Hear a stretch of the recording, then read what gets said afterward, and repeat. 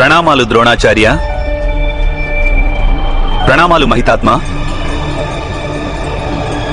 ప్రణామాలు ఏకఛత్రాధిపతి యుధిష్ఠిర.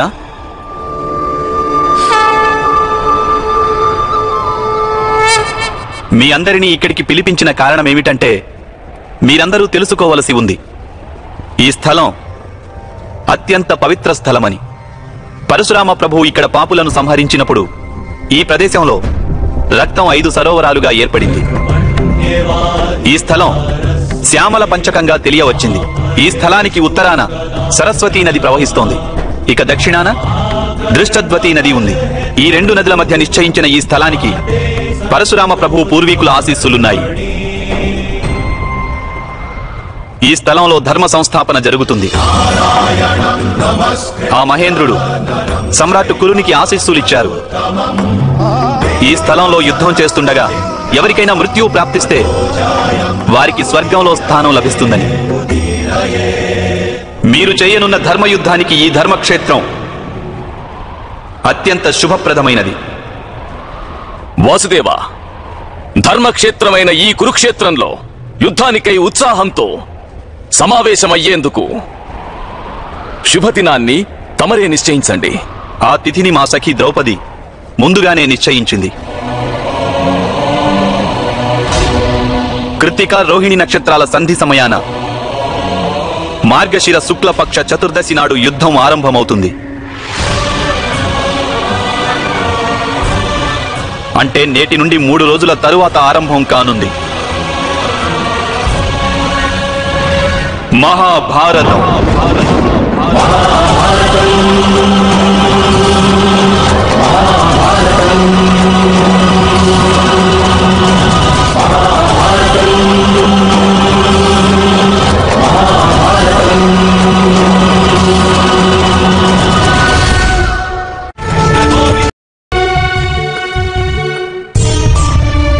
ప్రభు సూర్యనారాయణ,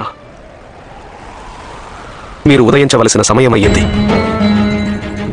ఈ యావత్ సృష్టి మీకై నిరీక్షిస్తోంది. ప్రాణకోటంతా మీ సంతానమే కదా. మీ పుత్రులలో ఒకరి లాభం కోసం మీ మిగిలిన సంతానాన్ని మీ ప్రకాశానికి మీరు దూరం చేయకండి.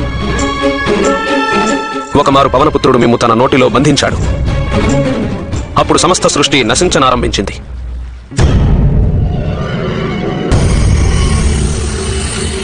మిమ్ము నేను వేడుకుంటున్నాను పితృదేవా, కృపతో మీరు ఉదయించండి.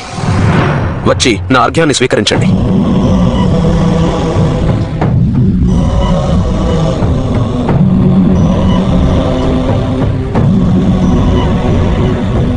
జీవిత సంఘర్షణలలో మీ పుత్రుని స్వయం నిర్ణయం తీసుకోనివ్వండి పితృదేవా. జీవితంలో ఏదో ఒక దశలో ప్రతి వ్యక్తి పితృరక్షణకు దూరం కావడం సహజమే. అప్పుడే వాని సామర్థ్యానికి నిజమైన పరీక్ష ఎదురవుతుంది. సృష్టి నవనిర్మాణం కోసం వృక్షం కూడా తన ఫలాల్ని త్యాగం చేస్తుంది. లోకానికి నా సామర్థ్యాన్ని పరీక్షించుకునే అవకాశాన్ని ఇవ్వండి పితృదేవా. నా గురించి ఎవరూ అనుకోరాదు. మీ సహాయం ఉంటేనే నేను విజయాన్ని పొందగలనని. ఒకవేళ ఇదే జరిగితే నా మొత్తం జీవితానికి కళంకం సోకుతుంది. మీ ప్రకాశంలో నేను ఒక కిరణాన్ని పితృదేవా. కళంకంతో జీవించడం కంటే ఉత్తమమైనది ప్రతిష్టాత్మకమైన మృత్యువును వరించడం. మేము మరోసారి వేడుకుంటున్నాను పితృదేవా, కృపతో మీరు ఉదయించండి. వచ్చిన అర్ఘ్యాన్ని స్వీకరించండి.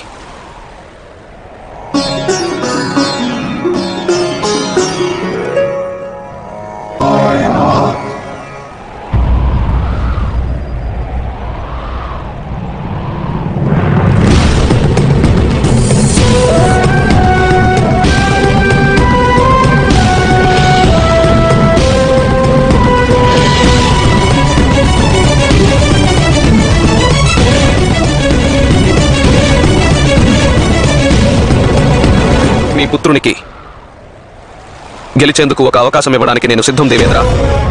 సూర్యుని ప్రకాశం దానంతో క్షీణించదు. సూర్యపుత్రుని సామర్థ్యం కూడా క్షీణించిపోదు. చెప్పండి,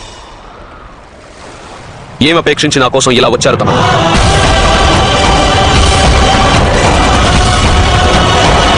నన్ను క్షమించు పుత్ర. ఒకవేళ కౌరవులు విజయులైతే సమస్త సమాజానికి హాని జరుగుతుంది. ధర్మ సంస్థాపన జరగదు. ఇక నీవు కౌరవుల పరాజయ మార్గంలో దుర్గంగా నిలబడి ఉన్నావు. ఒకవేళ నీవు యుద్ధం చేయనని ప్రతిజ్ఞ చేస్తే నేను నిన్ను నీ వాగ్దానం నుండి విముక్తం చేయగలను. నిర్ణయం నీదే పుత్ర. రణరంగాన్నైనా త్యజించు, లేదా కవచాన్నైనా త్యజించు.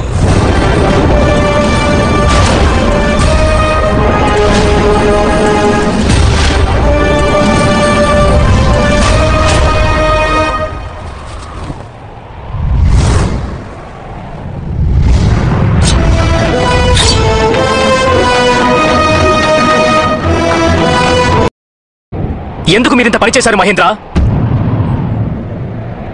అంగరాజు కర్ణుని కవచకుండలాలు దానమడిగారు.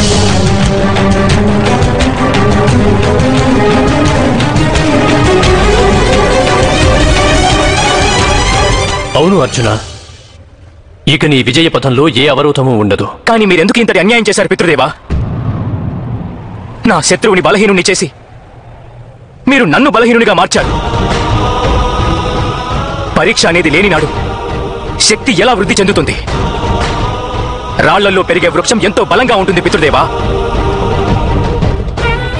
మరి జలంలో పెరిగే తామరతీగ బలంగా ఉండలేదు కదా. ఈ రోజు మీ ఈ కార్యం వలన నాకు పెద్ద కళంకం సోకింది మహేంద్ర.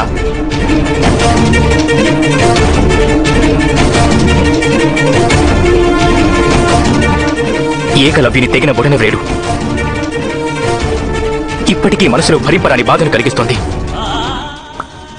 ఎప్పుడైనా ఎవరైనా నా ధనుర్విద్యను ప్రశంసిస్తుంటే ప్రతిసారి నాకు ఏకలవ్యుని గుర్తుకొస్తాడు. సందేహం కలుగుతుంది, ఒకవేళ ఏకలవ్యునికి తన బొటన వేలు ఉండి ఉంటే నిజంగా అతడు నాకంటే శక్తివంతుడు అయ్యేవాడా? ఏకలవ్యుని తెగిన బొటన వేలు కారణంగా నా సామర్థ్యంపై భరించలేని కళంకం సోకింది పితృదేవా. అంగరాజు కర్ణుని కవచకుండలాలను దానంగా పొంది మీరు నాకు మరొక కళంకాన్ని తెచ్చారు పితృదేవా. నా కారణంగా మీరు అంగరాజుకి ఇంతటి బాధను కలిగించారు. అంటే మీకు మీ పుత్రుని సామర్థ్యంపై నమ్మకం లేకపోయిందా? వారి గాంధీవంపై విశ్వాసం లేదా? మీరు నాకిచ్చిన ఆశీస్సులపై కూడా నమ్మకం లేదా పితృదేవా? సమస్య నీ సామర్థ్యం గురించి కాదు అర్జున. కర్ణుని కవచం ఒక దివ్యాస్త్రం వంటి దేవతల ప్రసాదం కాదు. ఇది సాక్షాత్తు సూర్యభగవానుడి అంశ. కర్ణుడు జన్మించినప్పుడు అతని శరీరంలో భాగమైంది. దానిని తొలగించటం అనివార్యం. మనుషుల యుద్ధంలో ఈశ్వరుని అంశ పాల్గొనకూడదు పుత్రా. అది రక్షణ కోసమైనా, దాడి చేసేందుకైనా. అందుకే హనుమంతుడు నీ ధ్వజంపై వెలిశాడు, నీ రథంపై కాదు. కానీ ఇది మీరు నాకిచ్చిన శాపమవుతుంది పితృదేవా.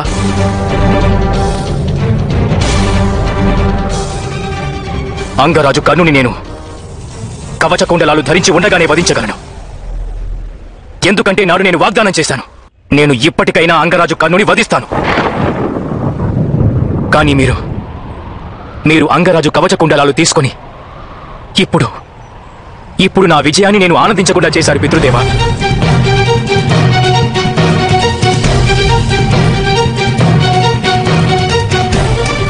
లోకులు నిందిస్తారు, నాకు నా శత్రువు బలహీనత కారణంగానే యుద్ధంలో విజయం ప్రాప్తించిందని. నా విజయాన్ని నాకు మరచిపోలేని అవమానంగా మార్చారు పితృదేవా. ఇప్పటికైనా మీరు మీ పుత్రునిపై కృప చూపండి. అంగరాజుకు వారి కవచ కుండలాలను తిరిగి ఇచ్చేయండి. అంగరాజు కర్ణుడు తాను ఇచ్చిన దానాన్ని మళ్లీ తీసుకోరు.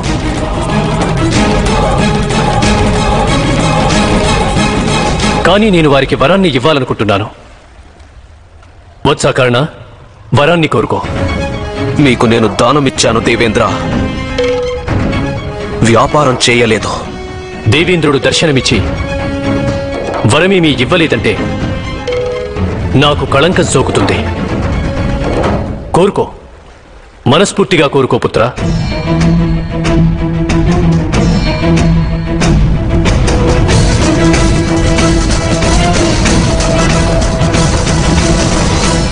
ఒక యోధుడు కోరే ఉత్తమమైన వరదానం ఇంకేముంటుంది?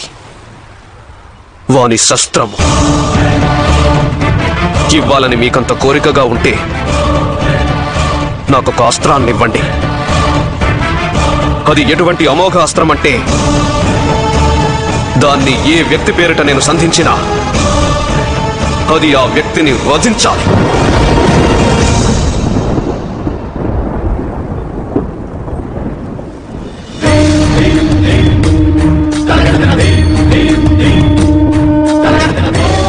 తథాస్తు.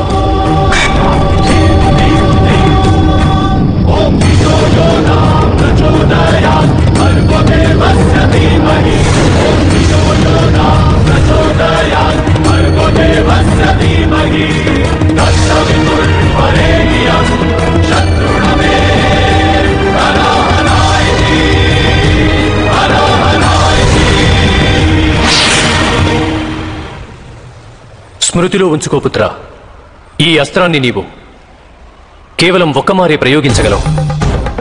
అది కూడా రణభూమిలో శత్రువు నీ సమక్షంలో ఉన్నప్పుడే.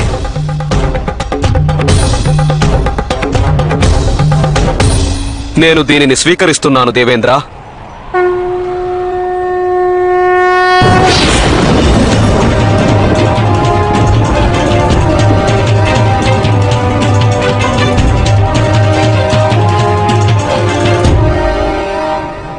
అర్జున,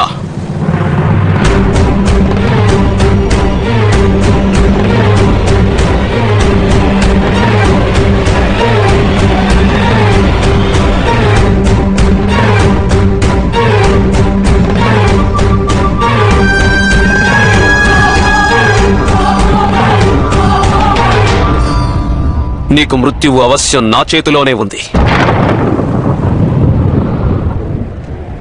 మీ పితృదేవులు నాకిచ్చిన అస్త్రంతోనే నేను నిన్ను వధించి తీరతాను.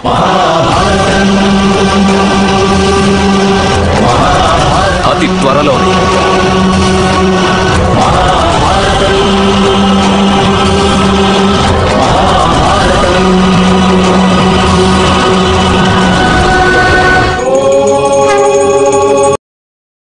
వర్తంలోని భవనంలో మన 5 శత్రువులు ఏకీకృతమవుతారు. ఆ భవనంలోనే నీకు యువరాజసూయ యజ్ఞం జరుగుతుంది. ఇటు చూడు పార్థ, దుశ్శాసనుడు ఈ చేతులతోనే పాంచాలి కేశాలను పట్టి ఈడ్చే దుస్సాహసం చేశాడు.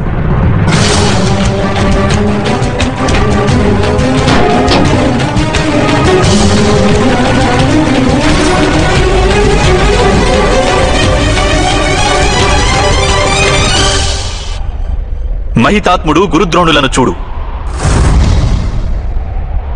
మౌనంగా ఉండి పాంచాలికి పరాభవం జరుగనిచ్చారు.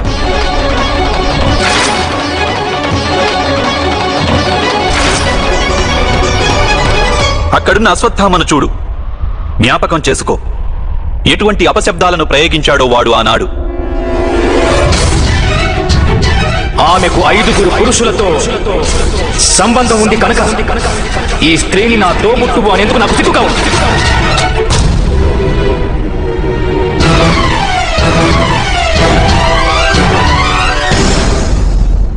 ఇప్పటికీ నీ మనస్సు ప్రతీకారంతో జ్వలించడం లేదా పార్థ? ఇప్పటికైనా న్యాయం కోసం నీ మనస్సు తప్పించడం లేదా? ఇప్పటికీ శస్త్రాన్ని సంధించాలన్న సంకల్పం కలగడం లేదా నీ మనస్సులో? ఇక ఇప్పుడు యుద్ధం అనివార్యం అనిపించడం లేదా?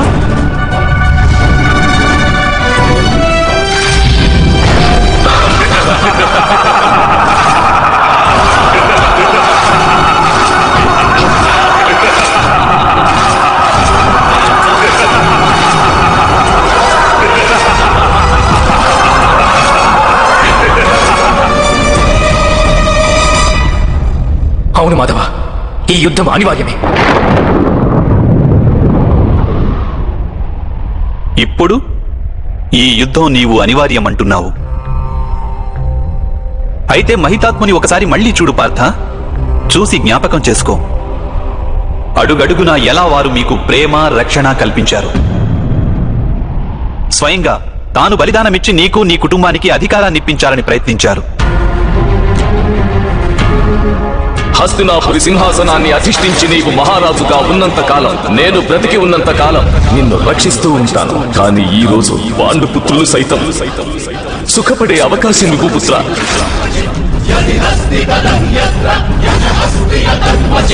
ఒక మారు మళ్ళీ గురు ద్రోణుని చూడు. చూసి జ్ఞాపకం చేసుకో, ఎంత గర్వంతో ప్రేమతో గురువుగా వారు నీకు తమ జ్ఞాన సంపదను ఇచ్చారు. నీవి విశ్వంలోనే శ్రేష్ఠ ధనుర్ధారివి కాదు. నేను నిన్ను విశ్వంలోనే శ్రేష్ఠ ధనుర్ధారిగా తయారు చేస్తాను.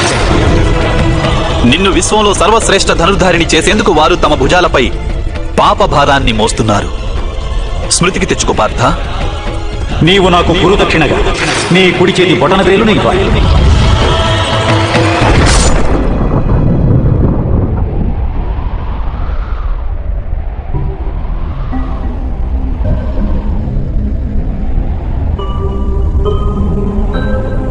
ఇక అటువైపు వికర్ణుని కూడా చూడు.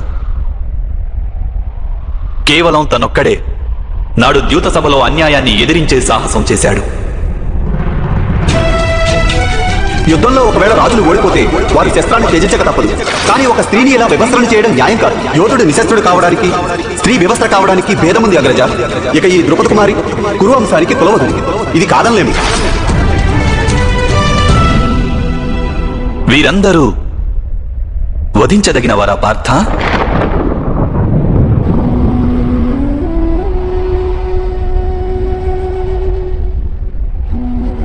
లేదు మాధవ, వీరిని నేనెలా వధించగలను? అవశ్యం. కానీ స్వపక్షాన్ని కూడా చూడు పార్థ.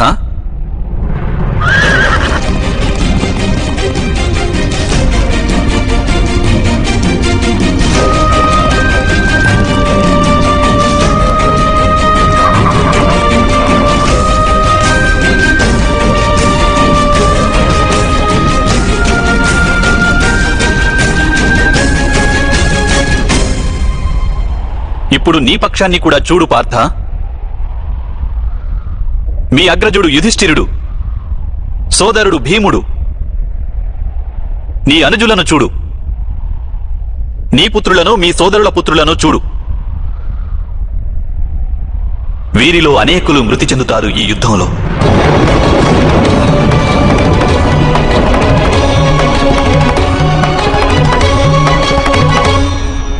వీరందరూ మరణించే అవకాశం ఉందని తెలిసి నీ హృదయం కంపించడం లేదా పార్థ?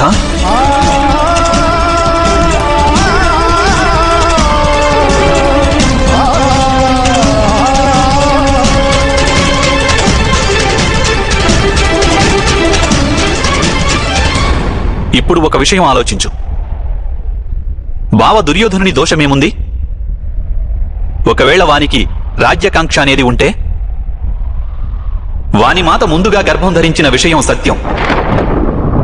దుశ్శాసనుడు పాంచాలిని వివస్త్రను చేయజూసి అపరాధం చేశాడు. ఒకవేళ అది అపరాధమైతే నీవు కూడా మీ అగ్రజుని ఆదేశాన్ని మన్నించి నీ భార్యకు అవమానం జరగనిచ్చావు.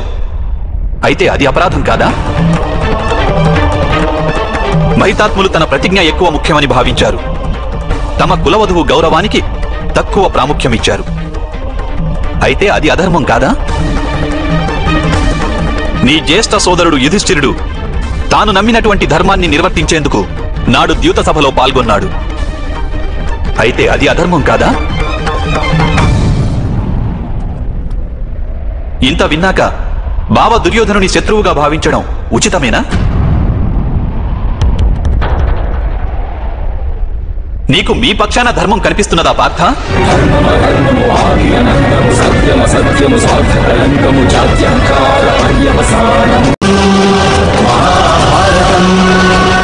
నీ వాస్తవ స్వరూపాన్ని నాకు దర్శించాలని ఉంది మాధవ.